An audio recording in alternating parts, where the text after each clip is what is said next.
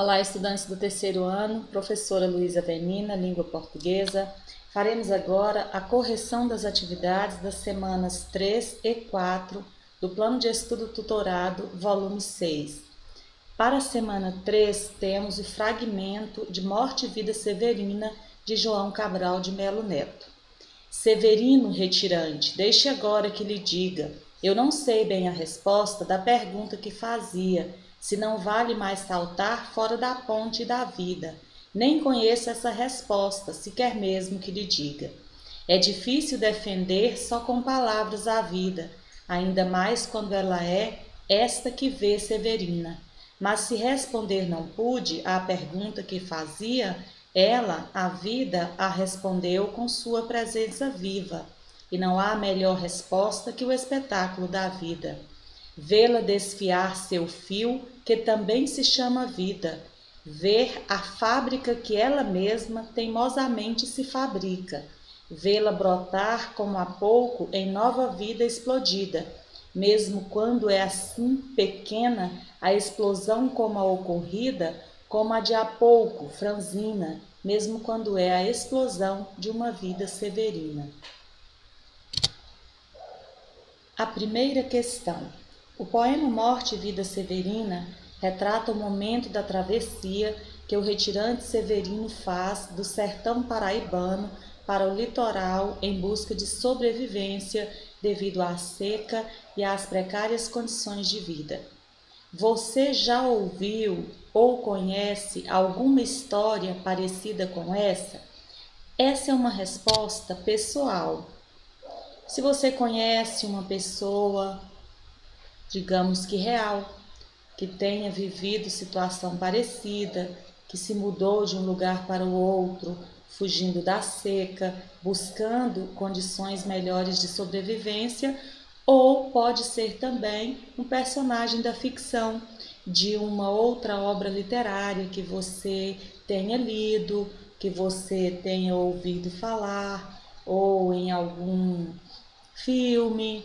Você vai colocar aí a sua experiência. Você já ouviu ou conhece alguma história que seja parecida com a história do retirante Severino, que foge da seca para tentar sobreviver melhor em outro local? Resposta pessoal. Questão 2. O trecho lido mostra o momento em que seu José, um carpinteiro, faz a Severino a defesa da vida, afastando dele a ideia de se matar. A que pergunta de Severino seu José responde? A pergunta que Severino faz é: se não vale mais saltar da ponte e da vida, ou seja, se diante da situação que ele está vivendo, essa vida sofrida, se não seria melhor cometer o suicídio, tirar a própria vida. E o seu José, um carpinteiro, ele vai defender para Severino essa questão da vida, defender como vale a pena e apresentar os argumentos para convencer Severino a desistir dessa ideia de se matar. Questão 3. E se fosse você em diálogo com o personagem Severino, o que diria sobre a vida? Aí tem o que seu José Carpinteiro disse, em defesa da vida. Suponhamos que você seja essa pessoa conversando com alguém que esteja com a mesma ideia de Severino. O que você diria a essa pessoa? Temos aqui outra resposta pessoal. Questão 4. Segundo o carpinteiro, por que a vida vale a pena, mesmo sendo uma vida severina? Quando faz referência a essa questão de ser uma vida severina, é ser uma vida de sofrimento, uma vida relacionada às pessoas que vivem o drama da seca, da miséria, da pobreza. Então, segundo ele, por que, mesmo tendo uma vida assim tão sofrida, ainda vale a pena? Transcreva uma passagem do texto que justifique sua resposta. Essa é a minha sugestão. Você pode ter respondido com outras palavras.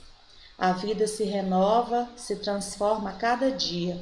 É como uma mágica, um espetáculo. E que mesmo sendo difícil, cansativa, sofrida, há sempre algo valioso, precioso, e merece ser preservado. E para justificar, eu transcrevi alguns versos. E não há melhor resposta que o espetáculo da vida, ver a fábrica que ela mesma teimosamente se fabrica. Para quem conhece a obra, leu um fragmento maior da obra, verá que no momento em que acontece esse diálogo, há a questão do nascimento, a questão do Natal, e o seu José, ele vai fazer a sua defesa da vida em cima dessa questão do renascimento, como se a vida fabricasse a própria vida, teimosa mesmo diante das dificuldades. Semana 4. Leia o texto abaixo. Na morte dos rios. Desde que no alto sertão um rio seca, a vegetação em volta, embora de unhas, embora sabres, intratável e agressiva, faz alto à beira daquele leito tumba. Faz alto a agressão nata. Jamais ocupa o rio de ossos areia, de areia múmia. Outro fragmento da obra de João Cabral de Melo Neto. Questão 1. João Cabral de Melo Neto pretendeu criar uma linguagem para seus poemas que se afastasse um pouco da linguagem usual, por meio de pequenos desvios. Para isso, empregou, às vezes, palavras fora das classes morfológicas a que pertencem. Vamos lembrar o que são classes morfológicas ou classes de palavras, classes gramaticais. As palavras da nossa língua, elas estão organizadas em 10. Substantivos, artigos, adjetivos, verbo, pronome, advérbio, numeral, preposição, conjunção e interjeição. Morfologicamente, essas são as classificações dadas às palavras da língua. Porém, em algumas situações, e João Cabral de Melo Neto, em sua obra, por vezes utiliza esse artifício de usar palavras que pertencem a uma classe gramatical e, naquele contexto, ser utilizada de outra maneira. Transcreva os fragmentos em que isso acontece.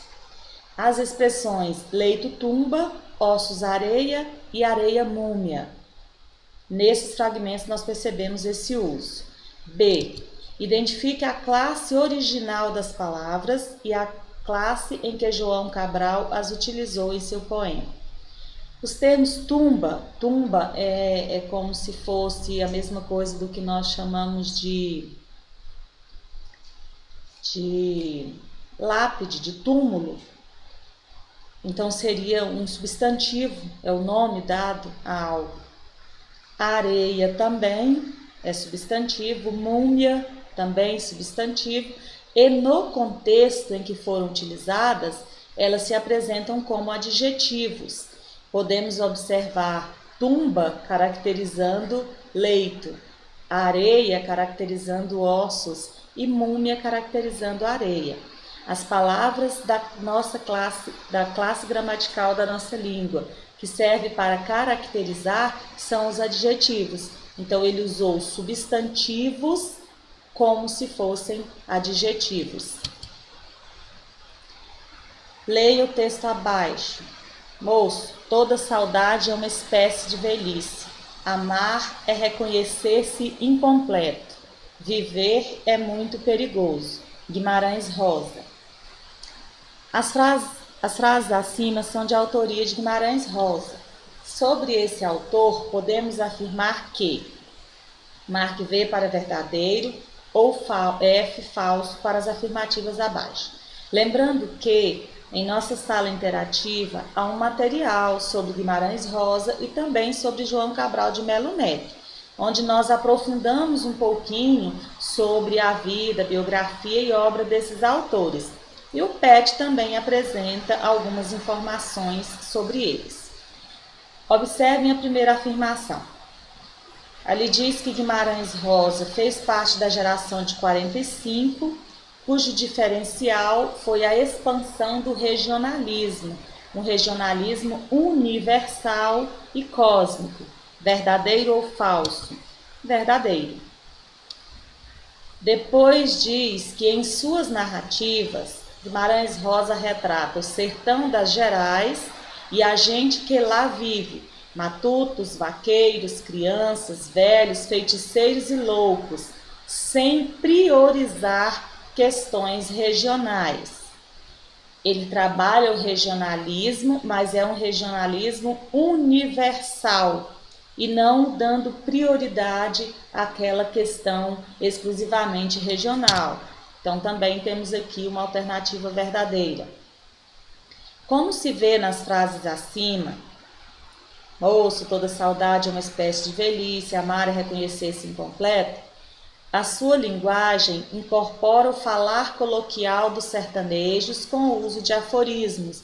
Ele fez uma inovação na linguagem em suas obras, onde ele utiliza muitos neologismos, cria palavras, e nessa criação também ele traz a questão do modo de falar típico dos sertanejos. Verdadeira. Não conseguiu atingir o objetivo de renovação da linguagem literária, tendo sua obra um caráter passadista e pouco inovador. Totalmente falso. Guimarães Rosa conseguiu o oposto de tudo isso. Conseguiu sim uma renovação da linguagem literária e sua obra tem um caráter não passadista, mas ainda muito presente e bastante inovador. Próxima, no conjunto de sua obra destacam-se Sagarana, seu livro de estreia, Corpo de Baile, Tutameia e o único romance considerado sua obra-prima, Grande Sertão Veredas. Falso. Não foi o único romance que Guimarães Rosa escreveu. 4. Ao conhecer um pouco da biografia desses dois importantes autores da geração de 45, João Cabral de Melo Neto e João Guimarães Rosa, e ler também trechos de suas obras, quais são suas percepções sobre esse período literário, sobre a geração de 45? Você gostou dos textos que leu? Justifique sua resposta. Nós temos material complementar que fala sobre a geração de 45. Tivemos aula online onde discutimos esse assunto, a geração de 45. Temos material que aprofunda um pouco sobre as características da obra dos dois autores e a resposta é pessoal. Quais são as impressões, o que você percebeu sobre esse período da literatura brasileira? Se você gostou dos textos que nós lemos para responder as questões desta semana, você vai dizer se gostou, se não gostou, quais foram suas percepções e justificar sua resposta. Essas são as atividades das semanas 3 e 4 e assim nós fechamos o plano de estudo tutorado volume 6. Até a nossa próxima aula. Não se esqueçam de que juntamente com o volume 6 estamos fazendo também o PET 300 anos, que também deverá ser enviado. Bons estudos!